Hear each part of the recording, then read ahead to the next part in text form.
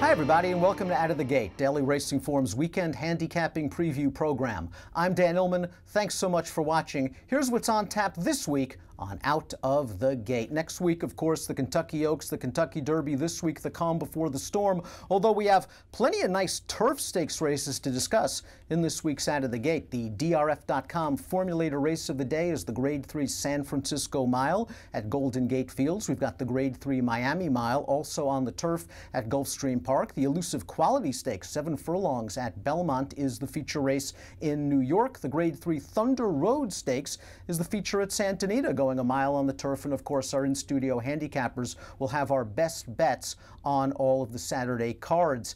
Nicole Russo's pedigree pick this week. She's going to handicap the freshman sires, 2-year-old racing beginning in earnest, going, of course, all through the spring and into the summer with those big 2-year-old meets at Saratoga and Del Mar. She'll get you up to date on those freshman sires. Kenshin's Corner focuses on the late pick 4 at Belmont, and our hot topic, DRF and TimeformUS, proud to collaborate on TimeformUS's early late pace ratings, beginning in Friday's, all of Friday's print copies in the Classic PPs, a new addition to your past performances. Let's break Out of the Gate.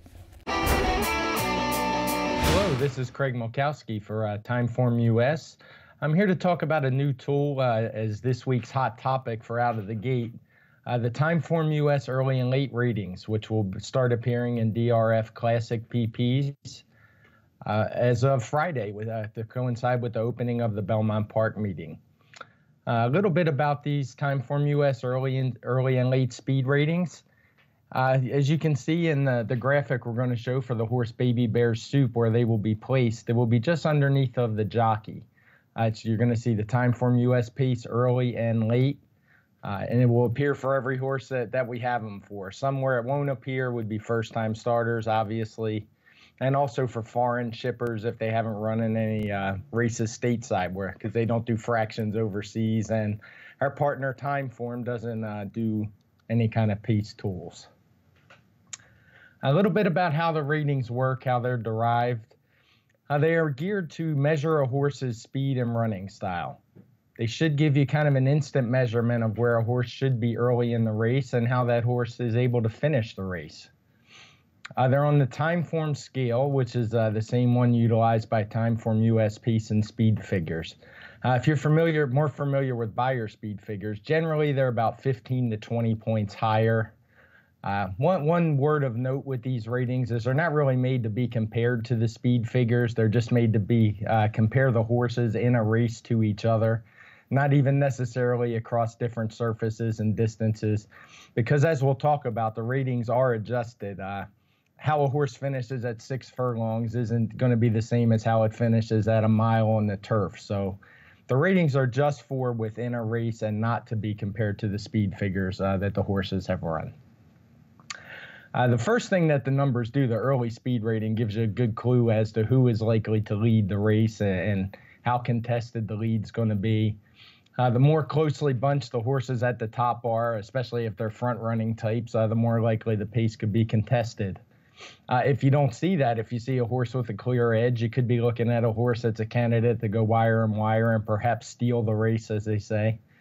And if not, if you see several speed horses in here, closely grouped ratings, you might want to look at the other direction where we're looking at the late speed number. The ratings are cumulative. They don't rely on any one race. They look at the last 5 races in the horse's past performances. They don't necessarily use all of them. It could be 2, could be 3. And obviously, if a horse hasn't raced 5 times, we just go by what they have. But we try to throw out aberrant races and look at the ones that are most predictive of what the horse is likely to do today. As I mentioned earlier, we do factor in things like the surface. For example, a horse sprinting on turf who makes the lead in 23, that's really not the same as a horse on dirt sprinting and making the lead in 23. We factor in the speed of the surface itself, just like most modern speed figures do as well. And on the other flip side, with late pace ratings, it's the same thing. A horse who closes in 23 seconds at 6 furlongs on the dirt isn't really closing as well as a horse that runs 23 furlongs or 23 seconds at a mile. It's a lot harder to finish faster, so he would get more credit. A little more on the early ratings. We do look at field size and the first call position. It's not just a velocity thing. So often horses that drop back early can be kind of sucked along the fast times that they're not going to produce it if the horse was sent to the lead. And so we look at where the horse is and how fast they run. We also look at how big the field size is. It's a lot easier to lead in a 5-horse field than it is a 12-horse field. Same thing with all. It's just generally easier to be closer up in a small field than a large field. So if you're up close in a big field, you get more credit than in a small one. The late pace rating measures a horse's second call position in the field, how fast it closes, where it finishes. What we want to know is the horse actually passing anyone? We don't want the horses that just kind of suck along and draft in behind and get carried to the wire. We want horses that are actually making a move and reflect that. We want that to be reflected in the number. What we also do is we consider the early pace of the race. Unlike the early rating where it's just a pure how fast did they go, the pace can have an impact on how fast the horses finish late. If they go 50 to the half in a mile turf race, all the horses are going to fly home late. So we don't want to make it out like they're the next coming of, Silky Sullivan or something like that, who's this super fast horse. We look at everything that affects it and adjust to those factors.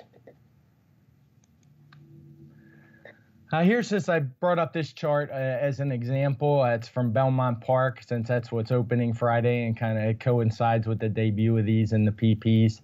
This is for the dirt at Belmont, and it's just kind of to show an example of where you might want to consider one factor over the other. It shows at Belmont Park, for all the commonly run distances, how often the leader at the first call wins the race, and then how often a top 3 horse wins the race. So clearly at 6 furlongs, speed is very good. 70%, 69% of the winners are in the top 3 early, and almost a third go wire to wire.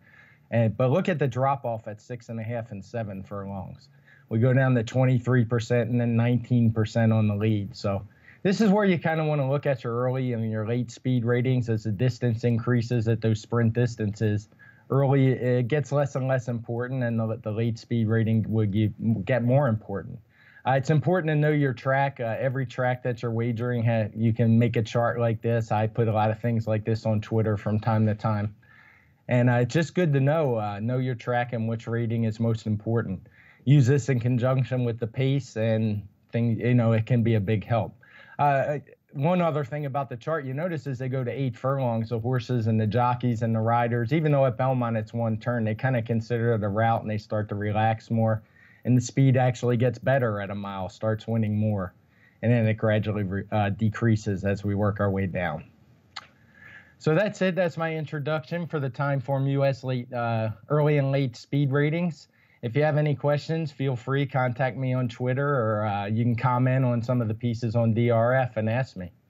With that, let's send it back to Dan in the studio. We start the handicapping portion of Out of the Gate with race number 7 at Golden Gate Fields, the Grade 3 $100,000 San Francisco Mile. It's our DRF.com formulator race of the day, and let's take a look at the field. Remember, expanded stakes previews of all the graded stakes action this weekend up on video.drf.com, and you can access free formulator past performances for the Grade 3 San Francisco Mile on the Race of the Day event page. We've got a field of 7. We bring in our in-studio handicappers, Matt Bernier, Mike Beer. We've got the last 2 winners of the San Francisco Mile fellas in here with the number 1 GG Rider and the number 6 Alert Bay. Matt, let's start with Alert Bay, a horse that just seems to show up each and every time. Yeah, he'll run on any sort of surface, dirt, synthetic, turf, doesn't matter. He's going to show up and come with his run.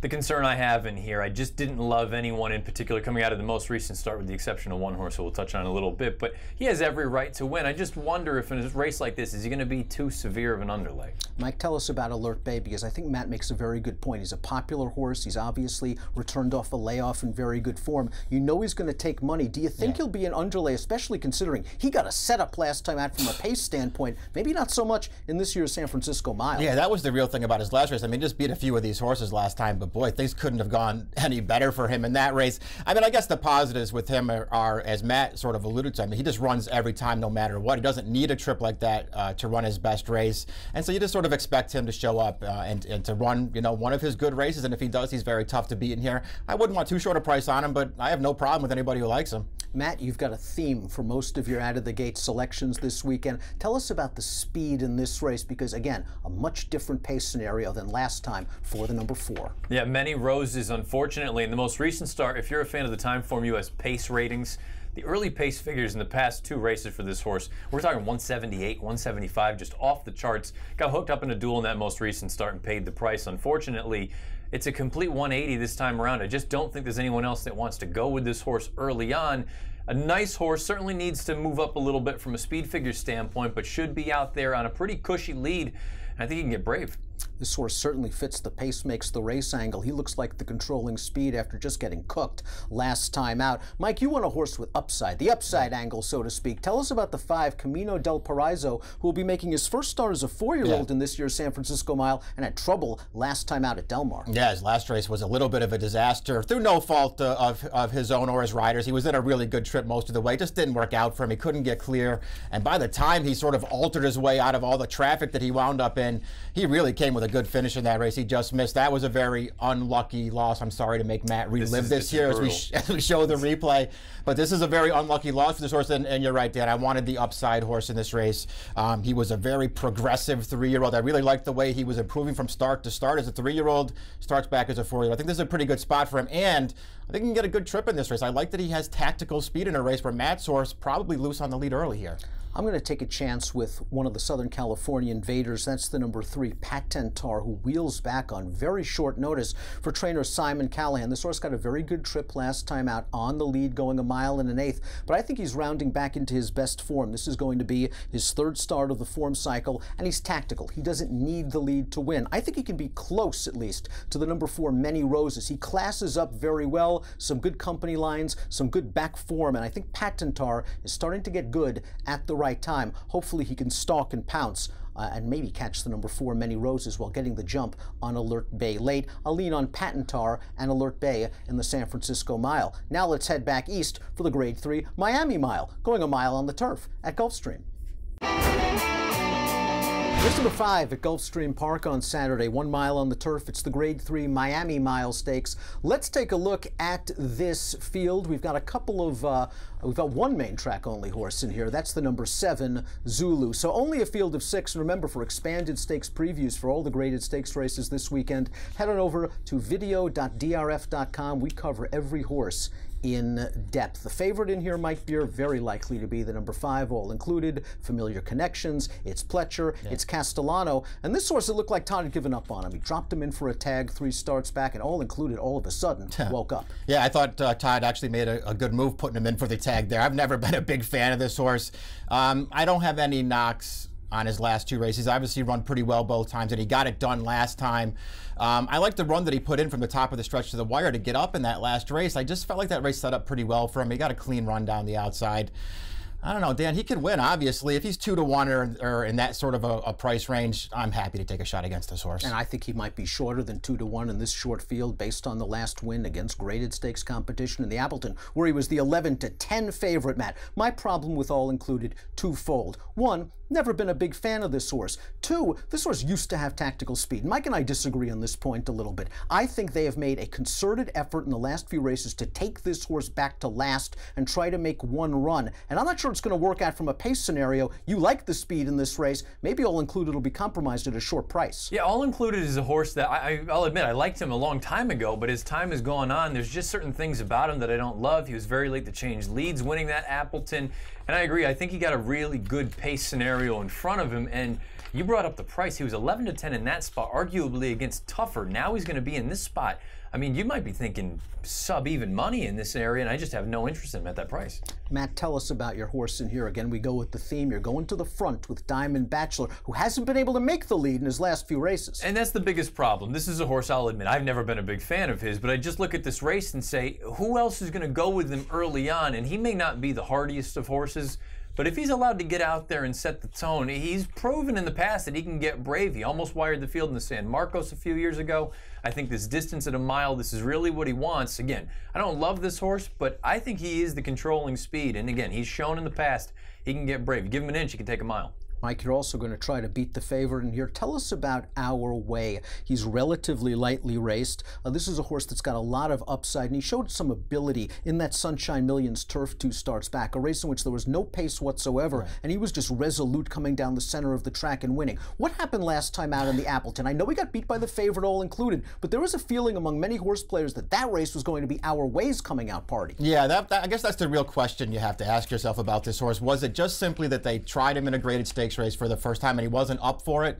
Or was it something else going on? I'm not going to pretend I have the answer to that. I was pretty disappointed with his performance last time because I thought all in all the trip worked out.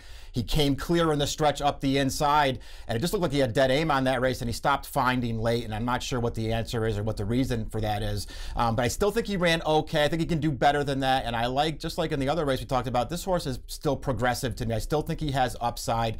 There is not a ton of upside in this field, but Our Way still has some. He was a good 3-year-old. I'm expecting him to be a good 4-year-old. I think he deserves another shot in a graded stakes race, and this one's it. I'm going to take a chance with the number 2, War Correspondent. He is ouchy. He's 7 years old, only 13 starts on his resume, but I think it's a good sign that this will at least be his 3rd start of 2017. It's usually stop, start, stop, start, stop, start.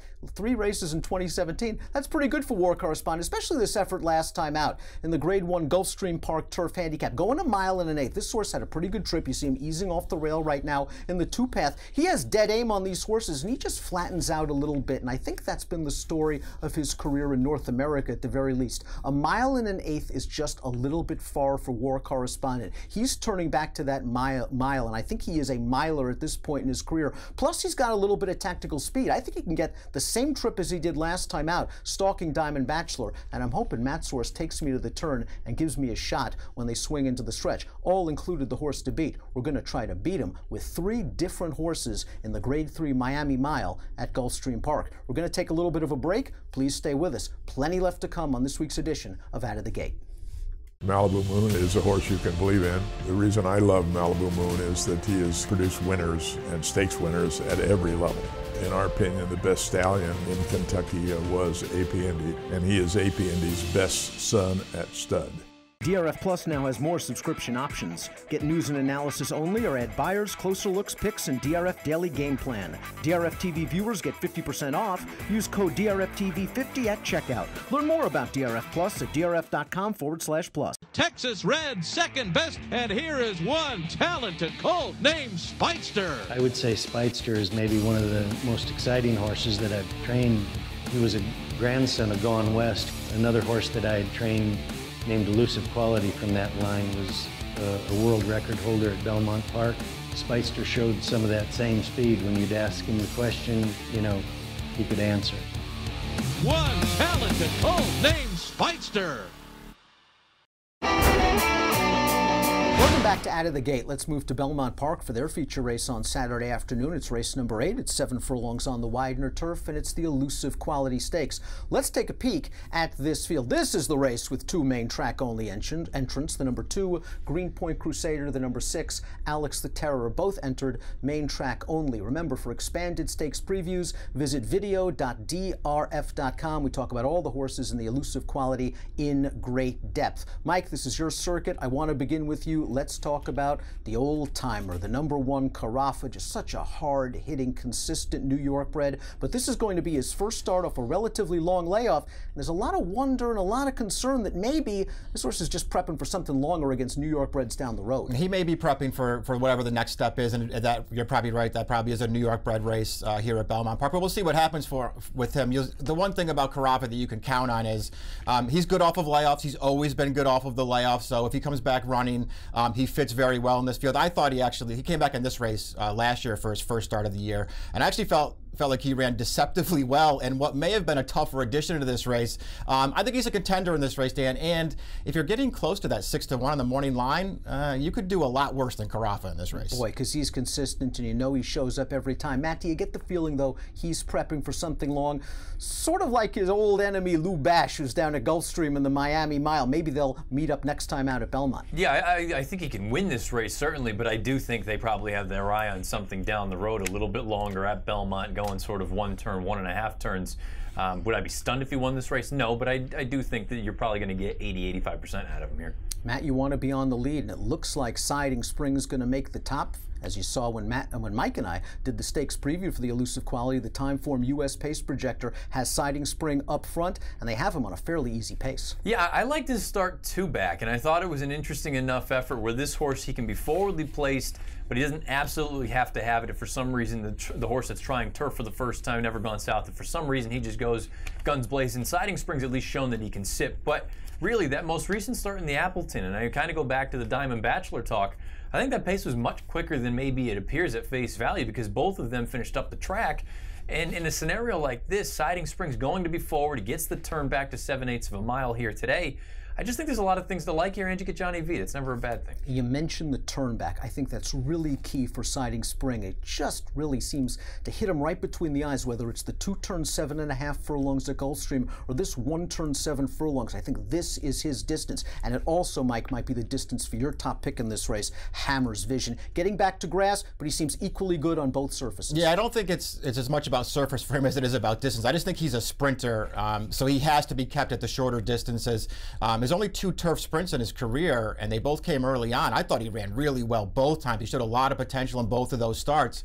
Unfortunately for him, since the last time they sprinted him on turf, his 4 turf starts, 3 at a mile, 1 at a mile and an eighth. He ran well in all of them. He didn't win any of them. They're finally sprinting him on grass again for the first time since his seasonal debut last year. And I think this is what he really wants to do, Dan. It's a tough spot for him. He's going to have to up his game.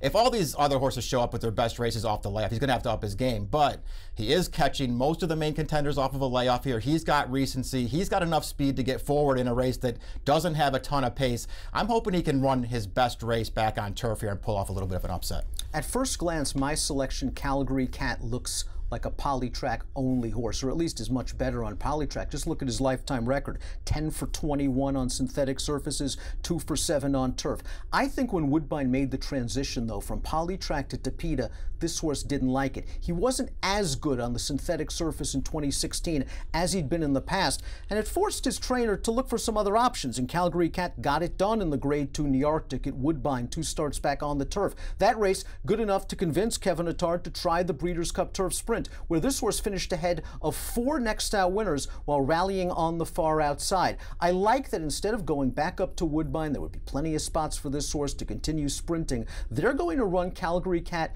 in New York, going 7 furlongs on the turf. And if someone can push Siding Spring a little bit, maybe Calgary Cat can come with this run, because he is way off the screen right now, just coming with his rally, picking up the pieces. Not as explosive rally as Ohm, as you see the number 12, but this horse was picking up some pieces late. I think he's just as good now on the turf as he is on the Tapeta at Woodbine. I think this is a really confident move from this barn, taking a shot in the Elusive Quality. We're going to take a look now at what Nicole Russo has to say about some of the freshman sires of 2017. Should be a great help in handicapping these 2-year-old races that are going to be popping up at Churchill Downs, New York, California, leading into the Del Mar and Saratoga meetings. And then we'll go to Kenshin's Corner. Jonathan's got a late pick 4 play at Belmont Park. Let's go to those right now.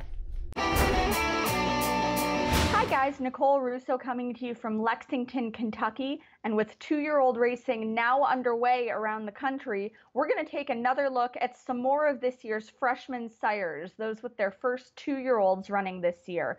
Last week on Out of the Gate, which you can find archived at video.drf.com, we looked at handicapping the runners by the Big 4 classic winners, Animal Kingdom, Orb, and Oxbow, and juvenile champion Shanghai Bobby, all very well-regarded freshman sires. But they're only part of a really deep class of horses who were really talented on the racetrack with their first runners this year. Let's take a quick look at 5 of them who have got winners at major tracks already early in this 2-year-old season. Freshman Awesome Patriot, who actually has 2 winners at Keeneland. Overanalyze, the durable, gritty, flat out Violence, who is a Grade 1 winning juvenile himself, and Data Link by the popular commercial sire Warfront. I do want to talk about a little bit about this first winner for Violence, Buy, Sell, Hold, who won her debut at Keeneland, broke like a rocket and drew off to win in one of the better times for these 4.5 furlong maidens at Keeneland so far. Violence himself was a Grade 1 winning 2-year-old, so you expect them to win early. The Medaglia d'Oro horse, big, powerful sort of horse, throwing foals who are the same way, who were very well received at last year's yearling sales. So really, bloodstock experts, racetrack owners think that these horses are the goods. Awesome Patriot, as I mentioned, is leading the freshman sire list very, very early in the season with those 2 winners at Keeneland. He had Amber's Patriot and then Wakey Patriot, who finished second in a debut race on opening day at Keeneland, then came back to win by 5 lengths next out. Impressive horse. Awesome Patriot is a full brother to Oxbow, who we talked about last week. He's by Awesome again, who's the sire of good stallions such as Ghost Sapper from the female family of Horse of the Year and prominent sire Tis Now. So stallion power on both sides of the pedigree. Another horse from the same family who has his first runners this year, along with Oxbow and Awesome Patriot, is the popular Grade 1 winner, Painter, who of course came back from that illness to race successfully as a 4-year-old, very popular horse. Painter from the same family was sort of a later developing horse himself, much in the mold of a lot of the runners from this family, like Ghost Sapper, like Tis Now. So really, these horses, even though Awesome Patriots runners are winning early, I expect them to do better and better as the season progresses. So don't forget about them. Painter was one of this year's freshman sires who got an outstanding first book of mares when he went to stud. And that's really an indication that people think that the horse is going to return on their investment if you're committing your very good mares to the horse. That's something I always look for when looking for how promising a stallion might be. Another stallion who got a very good first book from this freshman class is Liaison, another one at Spendthrift Farm, which looks to have a very strong hand this year. Liaison, also a Grade 1 winning juvenile, whose foals should be expected to run early. And again, with that quality behind him, that's something to keep in mind.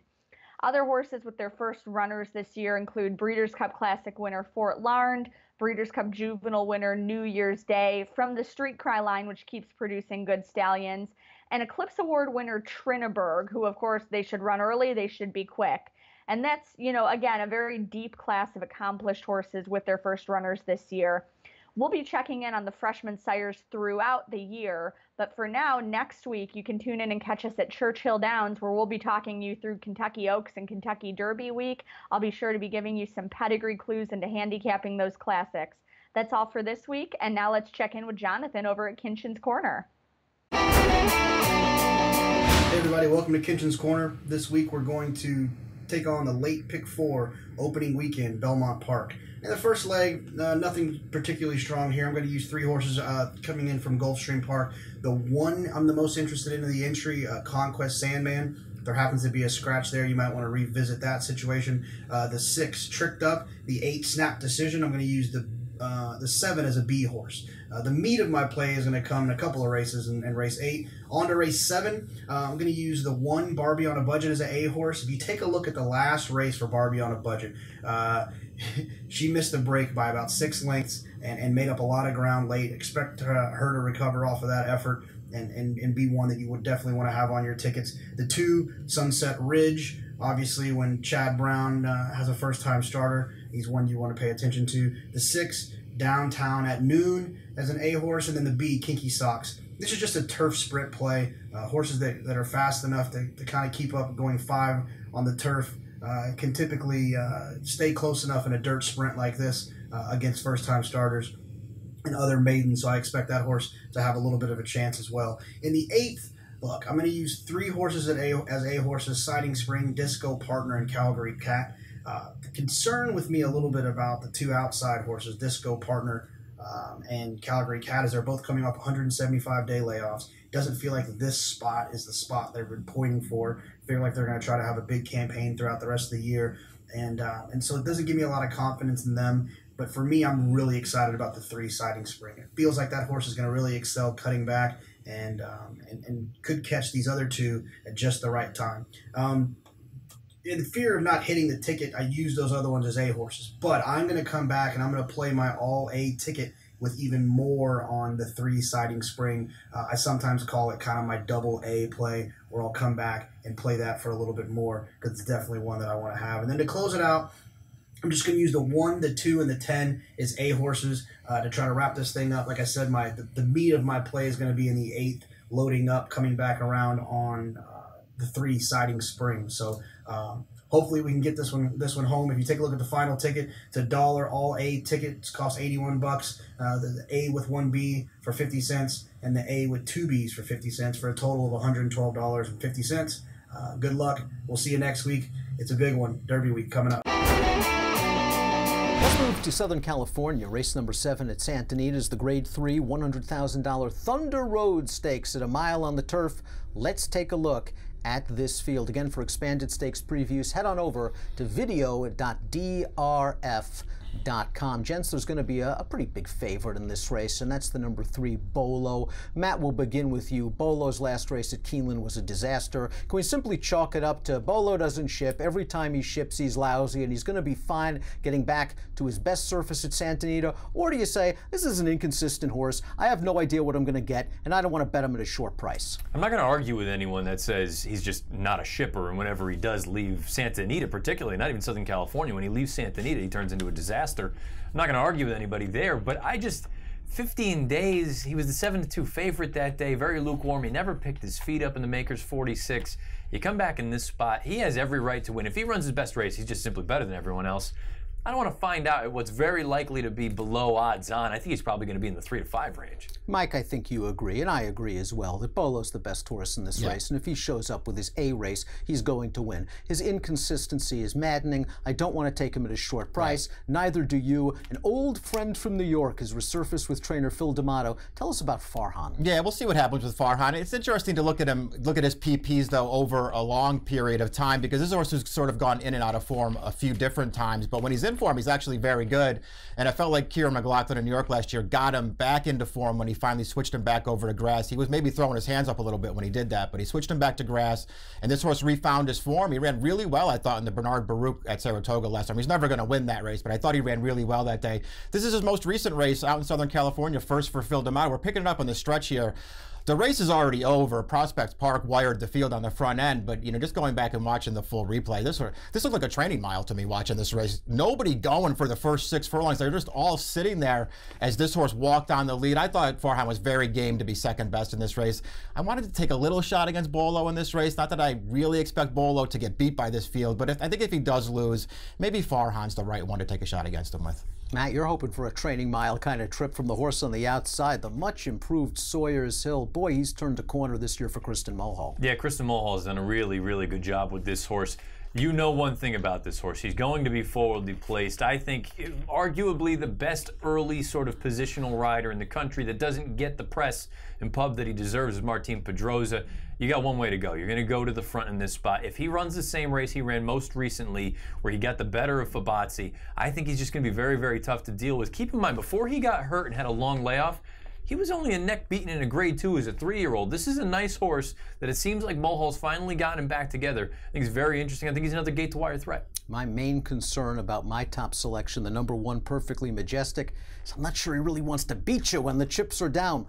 14 times in his career he's settled for minor awards, but I think he's in really good form right now for Bob Hess. Last time out in the Hernandez Stakes, going down the hill at 6.5 furlongs, he loomed so boldly at the 8th pole. You were just waiting for him to go by Stormy Liberal in the stretch, and he just couldn't do it. Made me feel a little bit better when Stormy Liberal at least came back to win his next start. Perfectly Majestic, I like him stretching out to a mile. I think he's in good form. You can throw out the San Marcos. I think 1.25 miles was too far for him. You throw out the San Gabriel, a race that was washed off of the turf. All his recent turf races are good. I'm hoping he can park in right behind Sawyers Hill, maybe try to get the jump on Bolo from the old pocket trip under Kent DeZormo. I think he'll be a playable price. The number 1 Perfectly Majestic will try to upset Bolo in the Grade 3 Thunder Road. Coming up next on Out of the Gate, our best bets for Saturday. Time for our best bet segment here on Out of the Gate. Matt, you're going to Northern California. It's San Francisco Mile Saturday. You're going for the finale. The nightcap at Golden Gate, race number 9, mile on the turf. The 4, Rider Starlight, is a horse when you go through. The beautiful thing about DRF Formulator, you can go through and filter out whatever you want. When I filtered this horse's PPs and only looked at her turf races, All you're left with is 3 wins in 2 seconds, both of the seconds by a length and by a neck. She needs some pace. Well, guess what? The good thing is there's plenty of pace signed on in here. She gets back to the turf. She's fired fresh off the bench in the past. I don't believe the 10-1 morning line. I just would be stunned if she goes off at that price. But you're probably looking 5-6-1. She should get a good setup. I'm going to go with the number 4 in the nightcap at Golden Gate. Mike, let's go to your track, Belmont Park. You're the analyst for NYRA for Daily Racing Form. Race number 4 for you. Yeah, race number 4 is a maiden special weight turf sprint for 3-year-olds. Fly off number 7 ships up from Gulfstream Park for George Weaver. This horse debuted in a race that was just dominated up on the front end that day down at Gulfstream Park. And this horse, he looked to me like a horse who just needed his first start. He got off very slowly from the gate. He was super green up the backstretch. They took him way out into the track, let him make a little bit of a 3 or 4 wide run around the turn. He got tired in the stretch. He looked to me like a horse who needed his first start badly. Jose Ortiz sticks with him as they come back to New York for a second start. He faces a field full of first-time starters and layoffs. If he can take a step forward off that debut, which I think he can, this is a good spot for this horse. I'll try to link up with Mike's horse in the double because my best bet's at Belmont Park as well. Race number 3, I'm going to go right back to the number 6, Tug of War. Last time out, he was claimed by Rudy Rodriguez, making the first start off the Rudy claim. He ran really, really well, drawing away to win by 5, and Rudy's not fooling around. He is wheeling this horse back in short. Notice, stepping him up to the 12-5, and I like his tactical speed. The morning line favorite, Accurate, is plunging in class. I'm not sure I really trust him. Tug of War at 5-2 on the morning line. That looks like a really fair price. I'll take the number 6, Tug of War. Second off the Rudy claim, off the win, first out in race number 3 at Belmont Park. We thank you so much for watching this week's Out of the Gate. We've got tons on video.drf.com next week. Obviously, it's the Kentucky Derby on Saturday, the Kentucky Oaks on Friday, plenty of stakes races on both of those undercards. We'll have not 1, but 2 Out of the Gates next week. A special 1-hour-long Kentucky Oaks edition covering expanded stakes previews for all of the Oaks undercard races, as well as the big one. And of course, we'll have a 60-minute Out of the Gate Kentucky Derby edition where we'll cover the Kentucky Derby and all of the undercard races as well. From Matt Bernier, Mike Beer, I'm Dan Oman. Best of luck to you this week when your horses break out of the gate.